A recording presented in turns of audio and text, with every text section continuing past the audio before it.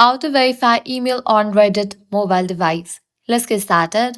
First, launch your Reddit. Make sure you have already logged into your account. Now, click on the profile icon given at the top right corner. Navigate to the option settings.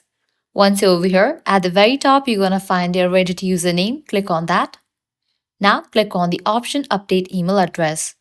In case you haven't verified your email address, you'll get this kind of pop-up on verified. Now what you have to do is click on this option resend verification email.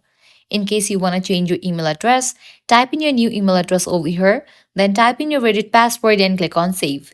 With that, your email address will be changed and you'll need to verify it by clicking on this pop-up resend verification email.